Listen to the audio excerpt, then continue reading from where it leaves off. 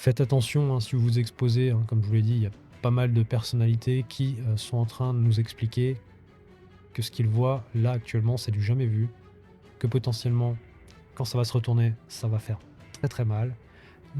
Les taux obligataires à 10 ans, hein, je suis en train de vous les montrer ici, sont en train d'exploser.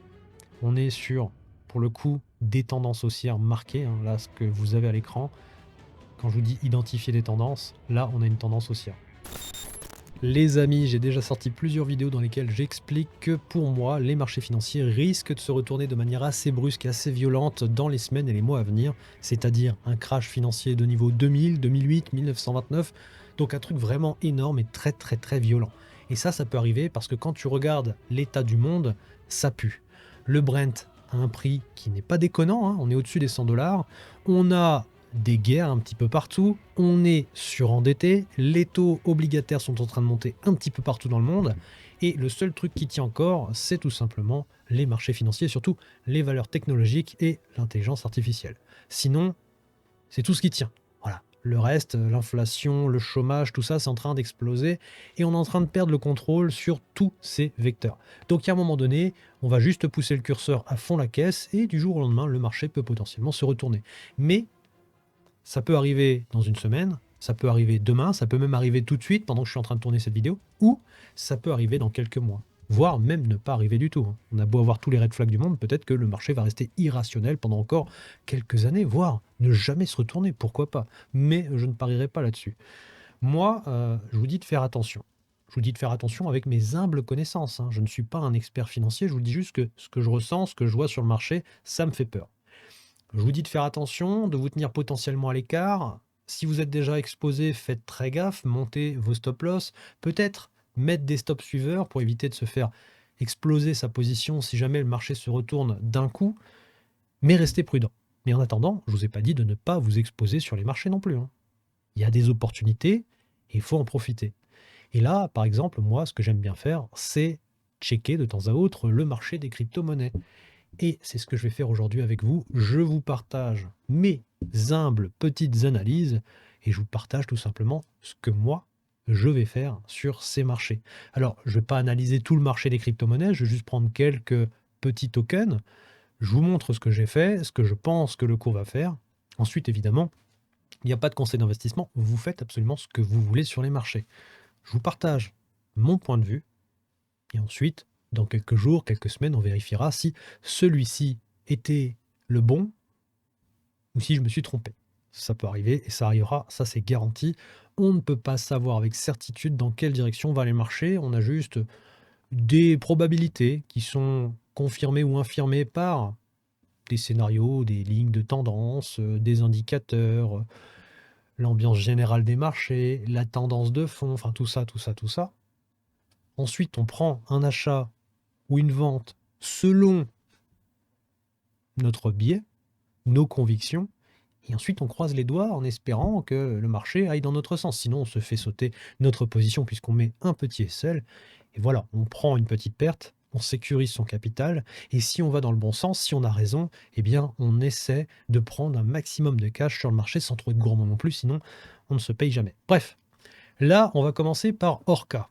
Orca, si tu dézoomes un tout petit peu, ce que tu vois, c'est que ça a quand même relativement bien pété. Vraiment, on a fait un très très bel, je sais pas comment appeler ça, une belle explosion. C'est-à-dire qu'on a fait plusieurs jambes haussières, hein. 1, puis 2, puis 3, puis une espèce d'accumulation, 4, 5, et puis depuis, on chute, on dérive. Là, on est dans un espèce de triangle de compression en biseau descendant. Alors voilà, c'est figure chartiste. On est dans un triangle de compression, voilà. Et on est en train d'essayer de s'en extirper. Donc là, on voit qu'on a deux triangles, l'un dans l'autre, et qu'on est en train d'essayer de sortir du gros triangle, voilà, résistance, support, tout en étant encore dans le triangle qui est juste ici. Donc là, on est coincé entre plusieurs niveaux de résistance et de support. Mais ce qui est intéressant, c'est de voir qu'ici, voilà, sur du 4 heures, on a quand même validé un pattern de retournement de tendance.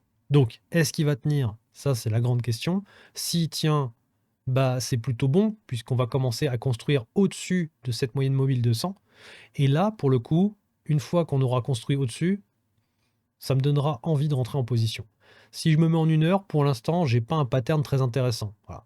Là, j'ai pas de point d'entrée, si ce n'est peut-être me mettre en entrée, en achat, vraiment sur ces niveaux-là. Donc là, on a des ordres. Si je me mets peut-être en 15 minutes, on va le voir. Voilà, on a un bel order block. Peut-être que je me mettrai ici en achat pour prendre peut-être un pump. Voilà. Donc c'est-à-dire le cours viendrait comme ça, le cours repartirait et peut-être juste prendre un petit mouvement en attendant de voir s'il construit quelque chose d'un peu plus haussier. Ça, c'est ce que je ferais, mais bon, c'est pas très intéressant.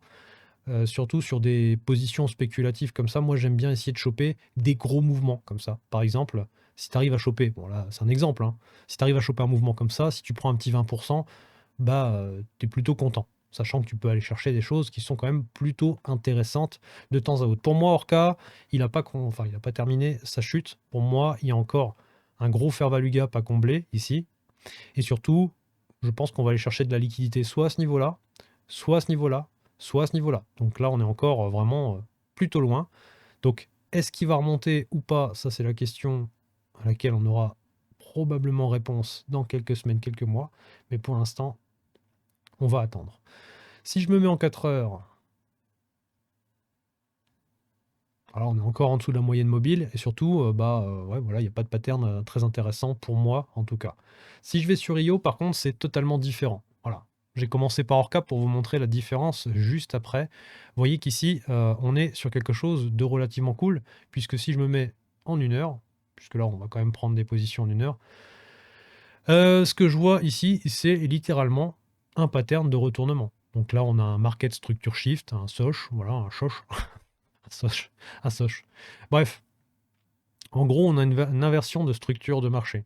Là, je m'adresse vraiment à tous ceux qui suivent ma chaîne La Pilule Rouge, tous ceux qui sont déjà habitués à ces termes, qui font de l'ICT, SMC, etc., ou qui font de l'analyse technique, graphique avec des figures chartistes, ou ceux qui utilisent certains indicateurs, ou ceux qui utilisent juste des droites de tendance, etc. Je pense que voilà, vous n'êtes peut-être pas sur la bonne chaîne, dans le sens où vous avez déjà toutes ces bases qui sont acquises, et probablement vous savez déjà faire tout ça. Vous savez déjà identifier tout ça. Donc, je pense pas que ça va vous intéresser. Par contre, ici, ce que l'on voit, c'est que là, on a, si je me mets, je vais juste prendre, voilà, ici, si je me mets sur la mèche du précédent plus bas de ce creux, on voit bien qu'on a méché en dessous, on a pris de la liquidité, donc ça c'est une mèche de liquidation, on a pris de la liquidité. Je vais essayer de zoomer histoire que vous puissiez bien apprécier ce qui se passe à l'écran. Voilà, on voit qu'ici on a pris de la liquidité, mais on a clôturé. Donc le clôture, hein, c'est le corps de la bougie. La clôture, pour ceux qui viennent de la chaîne La Pilule Rouge, c'est ici, le corps. La mèche, c'est ce qui s'est passé pendant cette temporalité. Donc là, pendant 1 heure, le cours est descendu jusqu'ici, il a pris de la liquidité, et puis il est remonté, il a réintégré ce niveau de support. Donc là, on a commencé à reconstruire par-dessus, et on est venu casser cet ancien plus haut. Voilà, celui-ci. Donc là, en gros, on a validé un pattern de retournement haussier. Et on le voit tout de suite après, qu'est-ce que fait le cours? Eh bien, il se met à construire quelque chose de haussier, et en plus, il le fait au-dessus de sa moyenne mobile de 100. Alors là, on est sur du 1 heure. Sur du daily, ça donne quoi? Sur du daily, on est encore baissier, hein. C'est-à-dire que sur une moyenne de 200 jours, sur une moyenne de 200 clôtures, on est encore baissier. Mais le but, ça va être d'aller chercher tout simplement ce plus haut et de construire au-dessus. Et ça peut durer quelques jours, quelques semaines, quelques mois. Ça dépendra de l'ambiance sur le marché, etc. Pour l'instant, on va juste essayer d'aller chercher, je pense, ce niveau de liquidité. Donc là, sur IO, un petit 0,1758, donc un 0,1758 comme objectif déjà, ça serait déjà pas mal. À partir de là où on est actuellement, ça donne quoi? Je vais juste me mettre... Voilà, j'utilise qu'une main, donc c'est un peu compliqué. Alors, à partir d'ici, voilà, un petit 16-17% à prendre, c'est pas mal. Essayez de prendre, parce que c'est pas garanti qu'on y aille. Mais bon, là, on est en train de jouer sur un niveau de support. Vous voyez, on est venu se reposer dessus. Pour moi, c'est exactement ce que je priceais ce matin, donc un retour sur ce support. Maintenant, ce que je vise, c'est tout simplement la prise de liquidité de ce plus haut-là. Donc vous voyez, hein, c'est ce que j'ai dessiné ici avec, hop, cette projection. Donc je vois une prise de liquidité, une réintégration ici. On se repose tout simplement sur ce support et on continue à monter jusqu'à ce que le RSI soit en surchauffe. Voilà. Donc là, on a déjà été visiter un niveau assez intéressant, 77. Donc là, on a déjà été en survente, en surachat, pardon. Et potentiellement, on pourrait y retourner. Et on verra si on clôture plus haut, donc c'est-à-dire si le RSI s'arrête plus haut avant de redescendre ou s'il s'arrête plus bas. Si il fait un double top mais en étant descendant, c'est pas bon. C'est-à-dire en gros, je vais vous le dessiner comme ça. Si on fait ça, c'est pas bon. Enfin, pour moi en tout cas, ça c'est mon point de vue à moi. Si on fait un truc dans ce genre-là, c'est pas bon. Par contre, si on fait un truc dans l'autre sens, voilà, légèrement comme ça, si on fait un truc dans ce genre-là, là ça m'intéresse un petit peu plus. Mais là, on est en 1 heure. Donc bon, je regarderai plus en 4 heures, voir si je tiens ma position ou pas. En tout cas, là, c'est intéressant. Ce qui se passe sur IO, c'est intéressant. De mon point de vue, en tout cas, on est en train de redevenir sur du très court terme, moyen terme, on redevient aussi. Ordi. Ordi, c'est pareil. Regardez. Ici, on a un W. Regardez. Si je me mets comme ça, je vais chercher mon plus haut, comme ça, voilà, on se fait pas chier. Ici, on a un beau W. Donc, ce qui s'est passé, c'est qu'on est revenu tester. Alors, là, on est revenu très très bas. Peut-être que ce W, je sais pas trop. Peut-être qu'il a déjà été invalidé. À voir.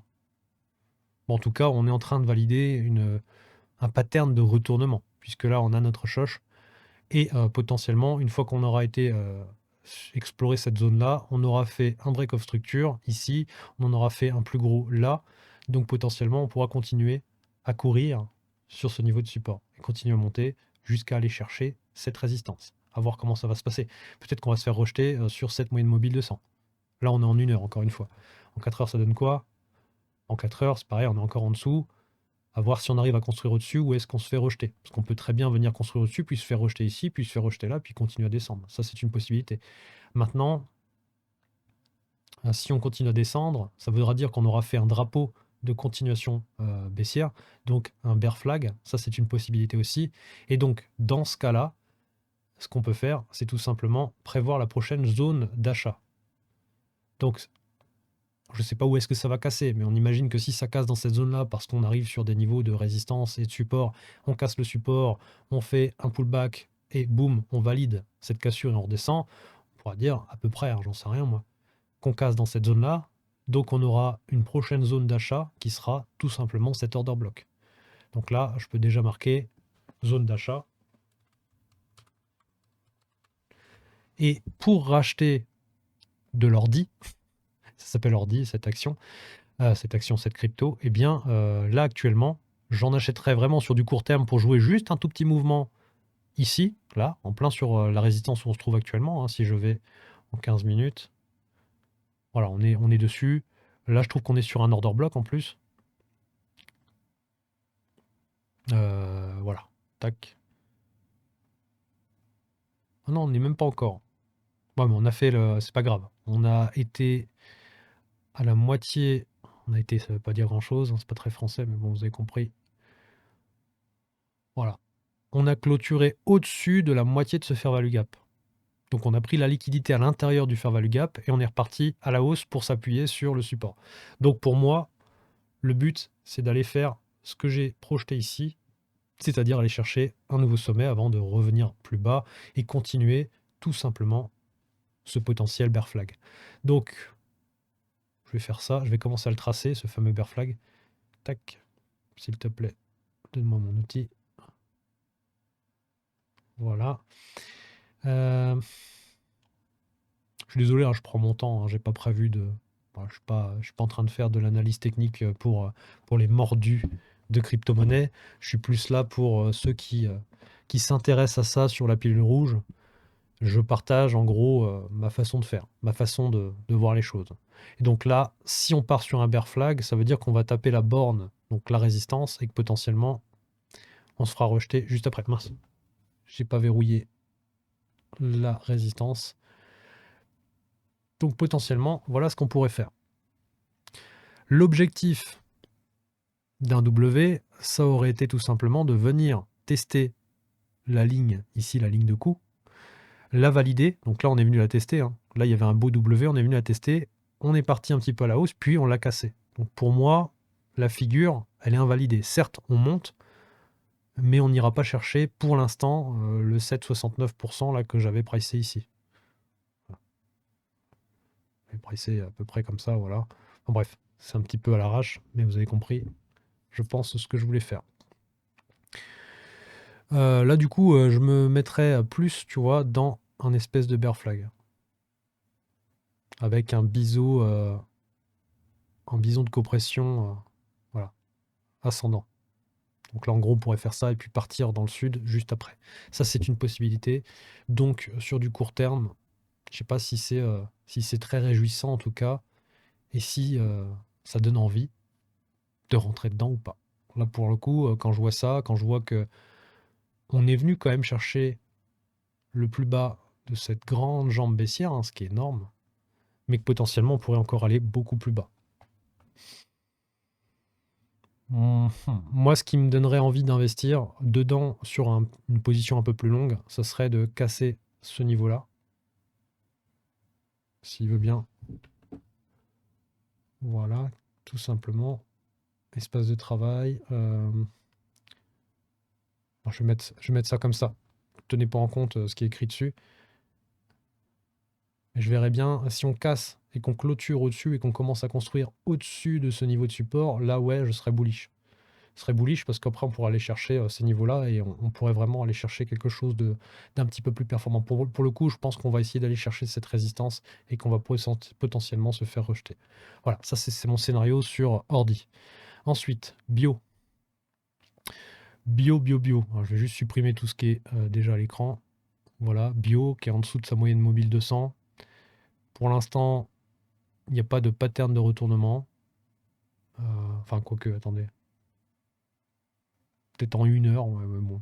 Ouais, en 1 heure. Voilà. Donc à voir ce qu'il va faire dans les heures et les jours à venir. Tac, choche, bullish. Mais ça ne veut rien dire. Hein. Ça ne veut pas dire que pour l'instant, il va remonter. Ça veut juste dire que là, il n'a pas fait de break of structure. Pour l'instant, il est potentiellement en train d'aller essayer de faire son break of structure haussier. S'il continue à baisser et qu'il casse cette ligne-là, ce niveau-là, qui est juste là, voilà. S'il casse ce niveau-là et qu'il clôture en dessous, break of structure, donc continuation baissière. Donc le but, ce sera d'aller chercher une zone un petit peu plus au sud, c'est-à-dire, je pense, celle-ci. Voilà. Donc là, on aura sûrement une zone d'achat, si ça veut bien. Hop.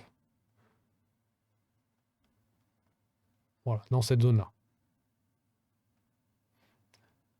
Après, on peut peut-être revenir ici, mais bon, je pense qu'on a déjà bien réagi dans cette zone.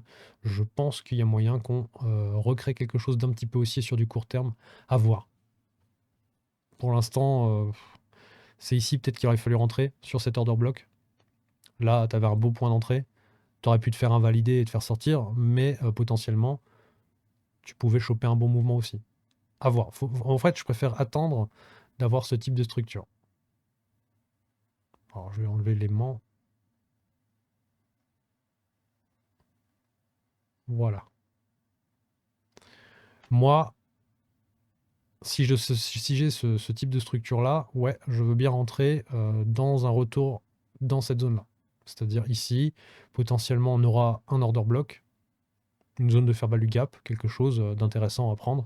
Donc là, ouais, je pourrais me positionner à l'achat si on fait ça. Par contre, le danger, c'est qu'on fasse ça, quoi. Qu'on parte vers le sud. Enfin bref. Peanut. Peanut. Alors lui, Peanut, il est en train de nous faire quoi là? Il est en train de nous faire une belle courbe en cloche. Euh, Regarde-moi ça.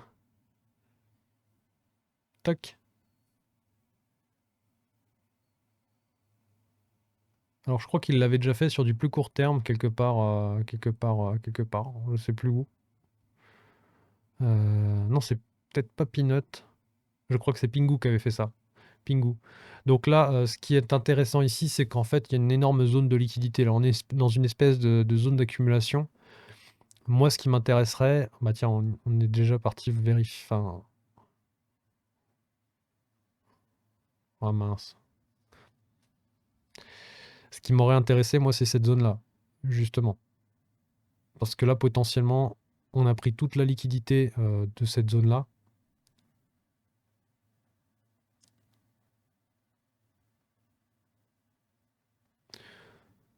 Donc potentiellement, on a pris toute la liquidité là, et on s'apprête à péter à la hausse pour aller chercher la liquidité qui se retrouve au-dessus. À voir si on se fait rejeter par la moyenne mobile 200, donc c'est-à-dire en gros, on repart au sud. Et là, dans ce cas-là, ça sera intéressant de prendre sûrement une position par ici. Donc là, on est en 1 heure, hein. C'est pas très intéressant de regarder en 1 heure. C'est bien pour affiner, mais... Ah, voilà.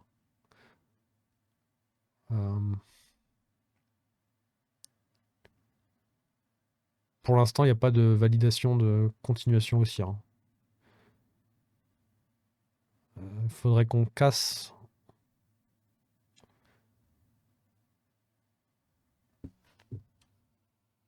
Voilà, faudrait qu'on casse ce niveau-là avec une clôture pour pouvoir dire ça repart dans l'autre sens. Pour l'instant, ça peut encore continuer à baisser. Bref. Ensuite, XRP. Je sais que certains aiment bien XRP. XRP, bon bah là, clairement, on repart encore au sud. Donc là, je vous l'avais déjà expliqué, on est dans un triangle symétrique et on l'a cassé par le bas. Donc on va sûrement remonter temporairement. Mais si tu n'as pas tracé les lignes, tu sais pas.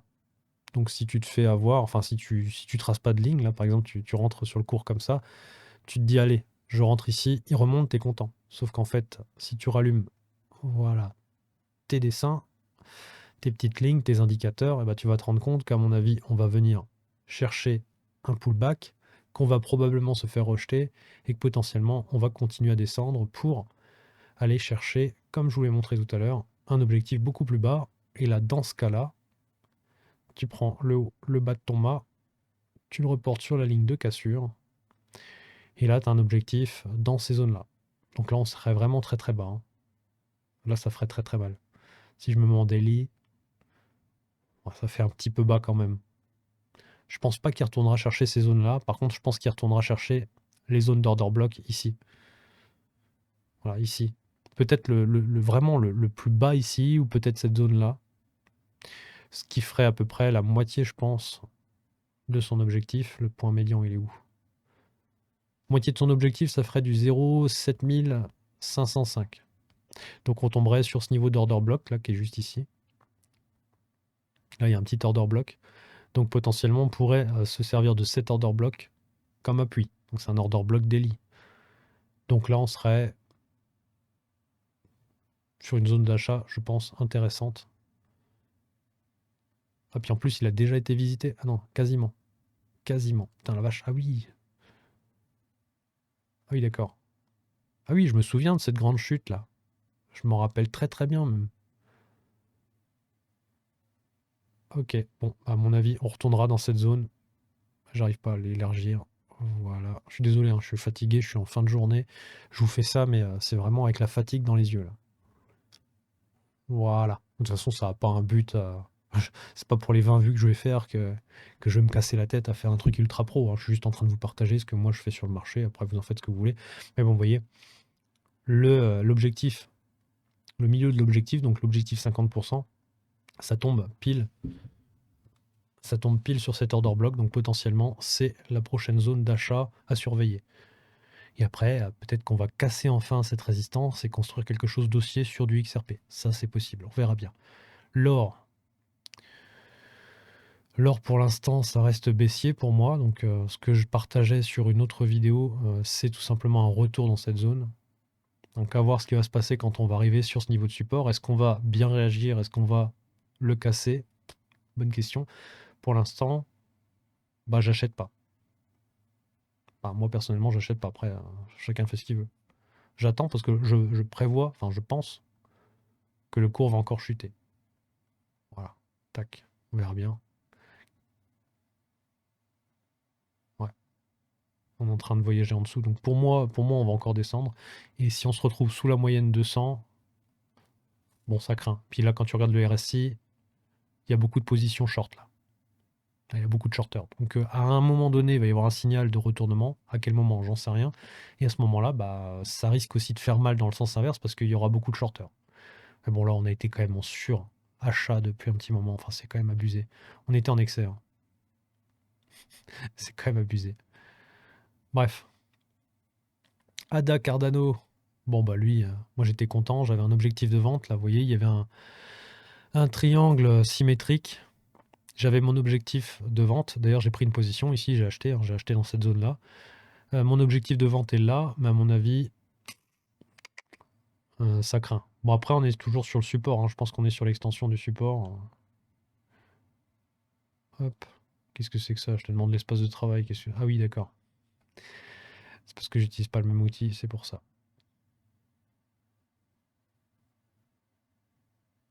Voilà. On se dirige vers le support tout doucement, mais sûrement. On est en dessous de l'order block, mais on n'est pas encore en train de clôturer en dessous, à voir. Ouais, on est encore dedans, hein.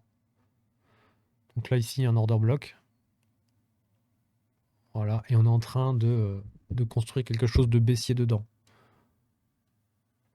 Bon, c'est tracé, c'est super mal tracé, là, faut pas en tenir compte. Tout ça, mais là, en gros, c'est pas très très bon pour moi. Je... Hmm. Je vois mal le cours repartir là-haut, quoi. Pour moi, il y a eu un échec ici. Pour moi, la figure chartiste, là, on était dans la zone de rechargement. Pour moi, la figure chartiste, il y a eu un échec. Donc là, potentiellement, on retourne tester la résistance, mais ça veut dire descendre beaucoup plus bas. Donc potentiellement, on est en train de prendre de la liquidité, hein. Là, il y a beaucoup d'accumulation de liquidité avant de repartir. Ou potentiellement, on a fait une manipulation et une extension vers le sud. Ça aussi, c'est possible. Donc là, ça voudrait dire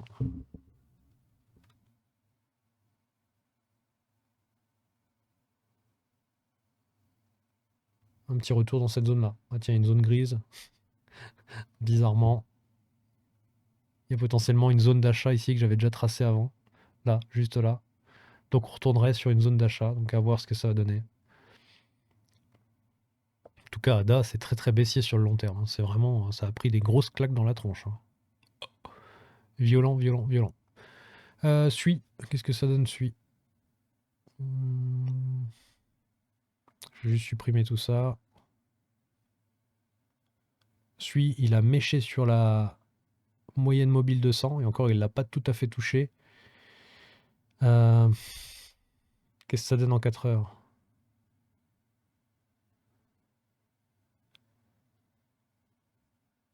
Bah, pour l'instant, pour moi, en 4 heures, c'est toujours haussier. Voilà. Je trace ça encore une fois à l'arrache.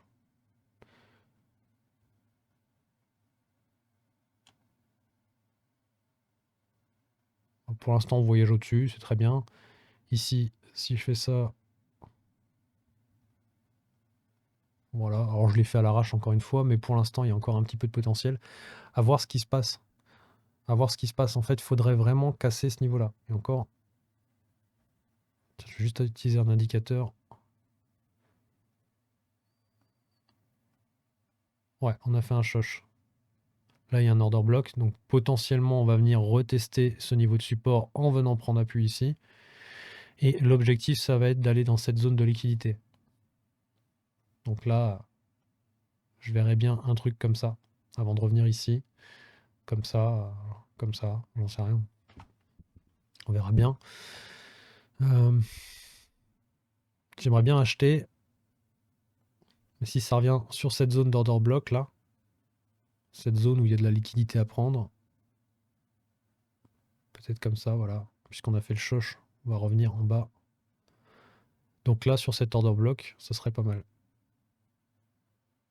Avant d'aller chercher au moins cette zone-là. Donc soit on se met à la vente, c'est-à-dire en gros, on achète ici, on revend là, ce qui donnerait tout simplement un petit 13%. Soit on tente la moitié, ce qui donnerait un petit 15, soit on tente le plus haut. Donc on essaie de dépasser. Et ça donnerait un petit 17 à la louche. Mais voilà, moi j'achèterais dans cette zone-là sur la résistance. Alors évidemment, il faut mieux le tracer parce que moi j'ai tracé ça un petit peu à l'arrache, donc c'est pas très bien tracé. Voilà. Moi, je pense que ça peut juste venir mécher comme ça, hein. Alors ça, c'est une position que je pourrais prendre en tout cas. Juste sur du court terme, je pourrais vraiment être très court terme et essayer de prendre un petit 13%.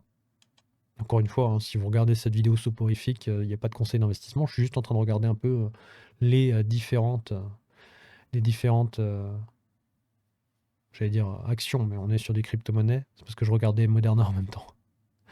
Moderna, qui ici a fait un joli W bottom avec une validation ici. Vous voyez ici, une validation tout simplement de cette ligne de coup. Donc là, on est haussier.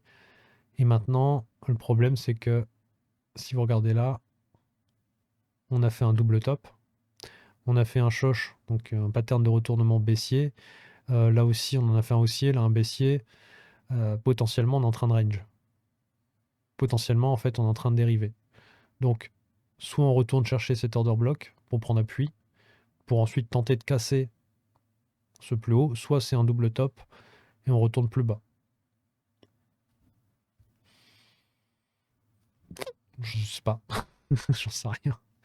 Dans tous les cas, pour l'instant, on est au-dessus de la moyenne mobile de 100. Si je devais rentrer, ça serait vraiment sur cette zone-là. Voilà. Donc peut-être en une heure, j'aurai un truc plus affiné. En une heure, il y a un beau bloc ici. Et sinon, si je voulais rentrer, je rentrerais sûrement dans cette zone-là. Parce que là, on a un beau fair value gap, des belles bougies vertes. Là aussi, hein, il y a un magnifique order block ici. Et je pense que si le cours devait prendre appui plus profondément, je pense même que je rentrerais ici. Alors, aimant. Allez.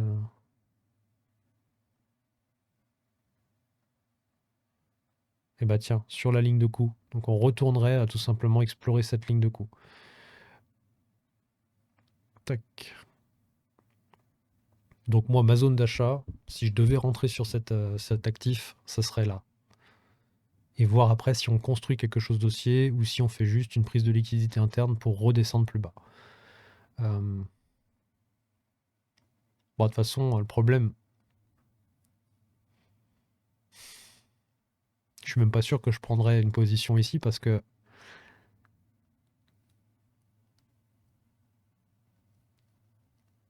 ouais, je sais pas. Moderna, hein. On est sur Moderna. Pourquoi je regarde Moderna? Tout simplement parce que avec l'actualité, les vaccins, tout ça, c'est des cours où tu peux vraiment aller chercher quelque chose de très bullish. C'est-à-dire là, par exemple, tu retournes chercher une résistance, alors tu retournes la chercher sur du long terme, tu peux aller chercher un petit 50%, ou alors sur du très court terme, pourquoi pas un petit 100%, un petit fois. Et ça, c'est possible. Ça dépend juste de ce qui se passe dans l'actualité, ça dépend de beaucoup de choses. Mais là, on est sur des plus bas, on est sur vraiment quelque chose de très profond, et en vérité, bah, si je devais choisir d'acheter cette action, bah, je l'aurais acheté dans cette zone. C'est peut-être le meilleur endroit pour l'acheter. Je dis ça, je dis rien. Mais il y a du potentiel. Il y a beaucoup de potentiel.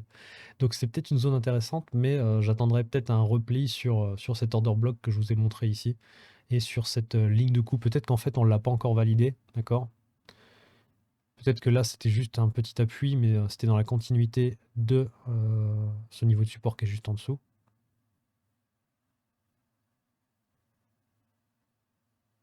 Voilà, on a pris appui sur le support.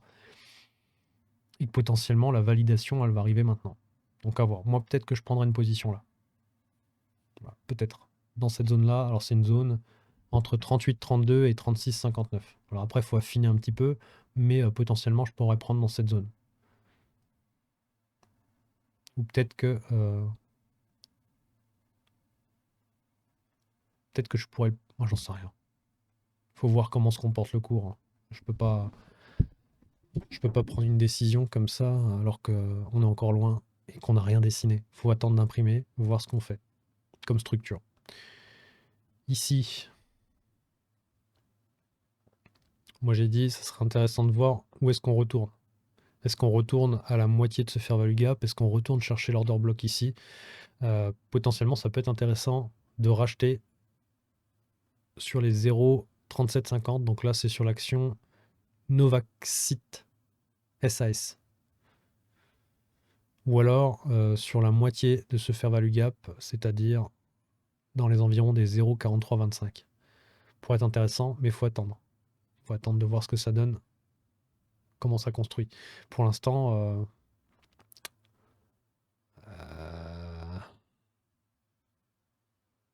ici, on a fait un choche. Là.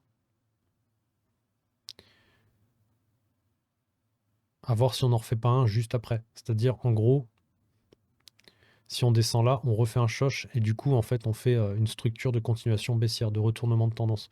Donc, à voir après si on refait encore un choche de l'autre côté pour soit range, soit remonter. Dans tous les cas, ça peut être intéressant sur du très long terme. Quand tu regardes où tu es, tu es sur une zone très intéressante. On peut encore descendre, mais tu es quand même sur une zone très intéressante sur du très long terme. Voilà. Surtout sur des périodes pandémiques comme ça peut être intéressant. Bref, S&P 500, je pense que lui, il va continuer à monter de manière euphorique pendant un petit temps encore. Moi, personnellement, j'ai mis ma zone de rechargement là. Si jamais le cours il revient vite fait dans les semaines à venir, dans les jours à venir plutôt, s'il redescend comme ça assez violemment, peut-être que je prendrai un appui ici. Sinon, il faudra attendre. Il faudra attendre de voir comment ça construit et le prochain retracement. Moi, personnellement, là, tant que ça monte, j'achète pas.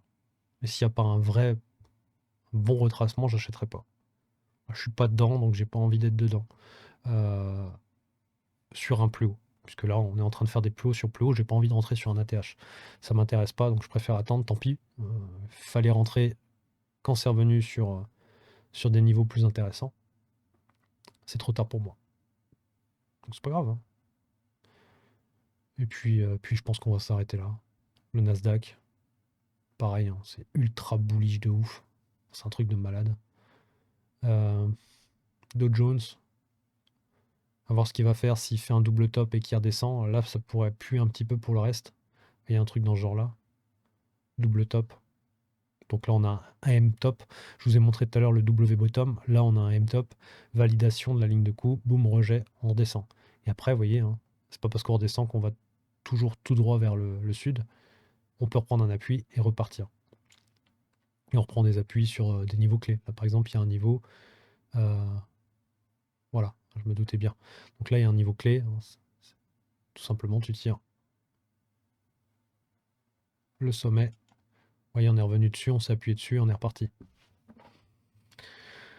Bref, vidéo soporifique, je suis fatigué, donc je suis désolé. Là, c'est vraiment chill, chill, chill pour ma communauté. On regarde ça tranquillement. Je vous ferai des vidéos plus intéressantes dans le sens, je vous partagerai un peu de connaissances. On fera des figures chartistes, on fera des lignes de tendance, on fera des indicateurs, on fera des patterns. On regardera ce que c'est des tendances, comment on les identifie, comment on cherche des objectifs, comment on utilise par exemple un outil comme le retracement de Fibonacci, hein, que je n'ai pas utilisé dans cette vidéo. Que d'ailleurs j'aurais peut-être dû l'utiliser, ne serait-ce que pour voir où en sont les cours, où sont les zones de rechargement, de long ou de short, où est la zone des 0,50, quels sont les objectifs au cas où on pète, etc. Mais bon, ça viendra plus tard.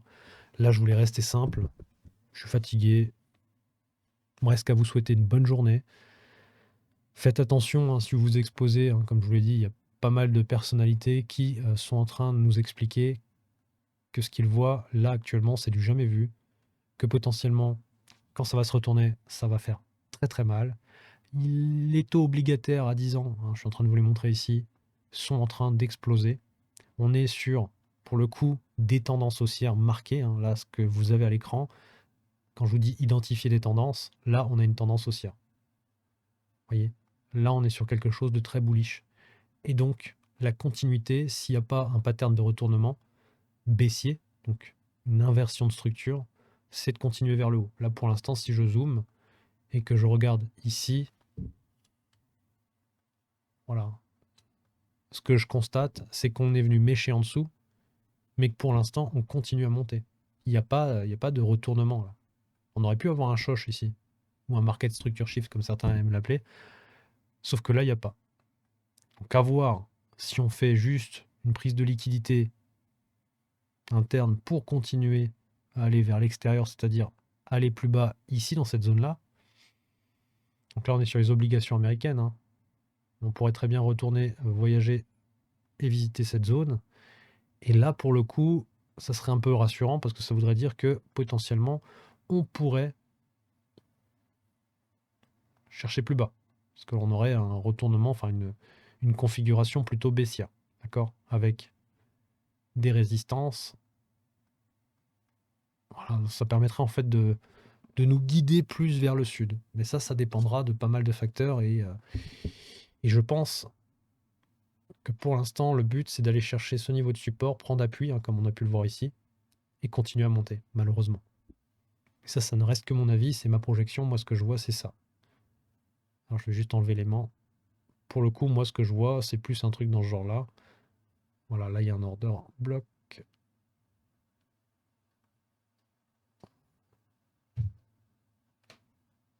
Voilà, ce que je vois, c'est plus ça. À voir. Et là, on aurait un pattern qui nous permettrait de continuer et d'aller chercher des taux encore plus élevés, ce qui serait pas bon. Et pour ce qui est des taux français,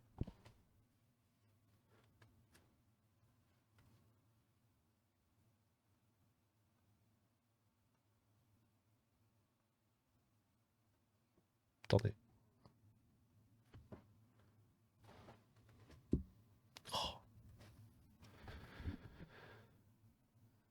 Oh, voilà. Pour ce qui est français, c'est pareil. Moi, je vois bien un retour ici. Donc là, on a un support. Là, on est sur un autre support, mais on l'a cassé.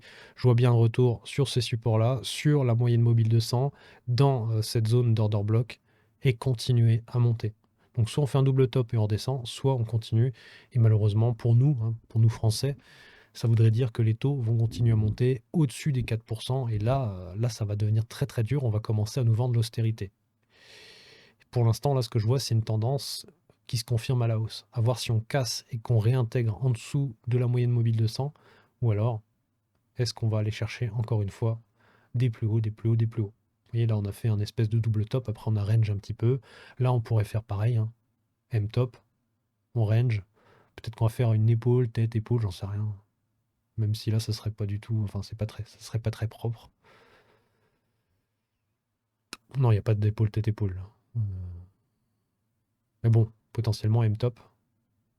Là, on fait le retest, rejet et on descend plus bas. C'est possible aussi. Mais bon, le plus bas, ça veut dire que si c'est un M-top, ça nous renvoie dans cette zone-là, hein. Parce que bon, c'est pas un gros M-top. Donc l'objectif, ce serait cette zone-là, tout simplement. Si je fais ça... Allez, j'ai du mal avec ma souris là. Voilà. Allez. Ouais, ça nous renvoie, si j'enlève l'extension, ça nous renvoie au plus bas de cet order block. Et ça nous renvoie où? Ça nous renvoie sur une résistance. Donc on pourrait très bien mécher, repartir, réintégrer. Alors ça se joue dans les heures à venir, hein. Mais ce qu'on pourrait faire, c'est ça. Donc on pourrait faire un truc dans ce genre. Et repartir. Tac, tac. Et potentiellement, soit on se fait rejeter là, soit on casse. Et là, ça pue. Voilà. On pourrait même prendre un peu plus de temps, hein, on s'en fiche.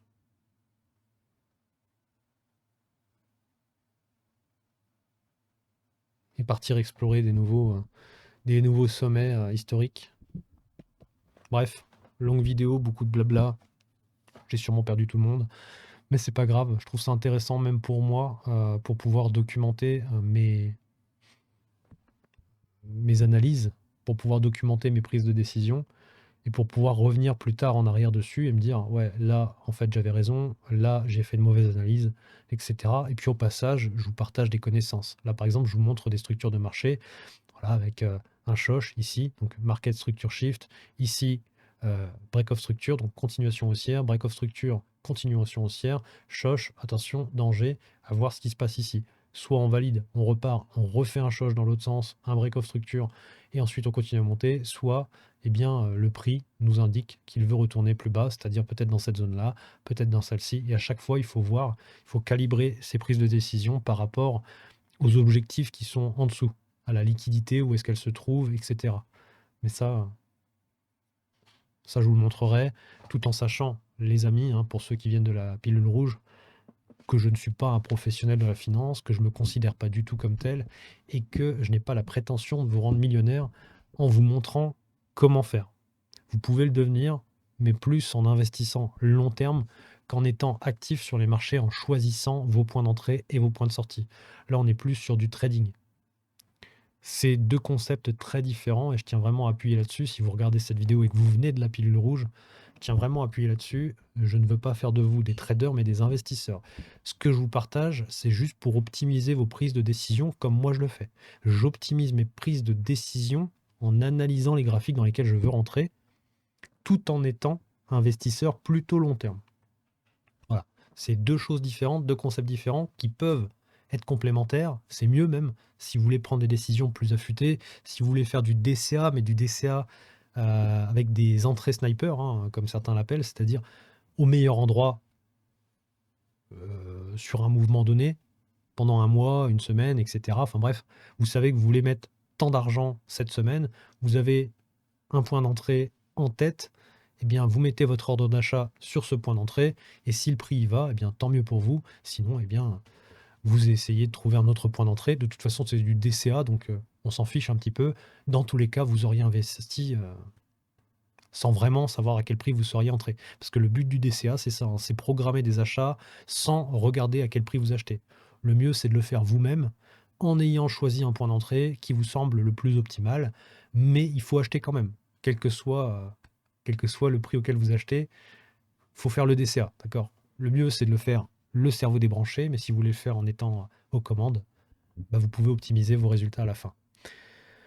Bref, un petit like, un petit commentaire, un petit partage, et on se retrouve sur la pilule rouge. À bientôt les amis.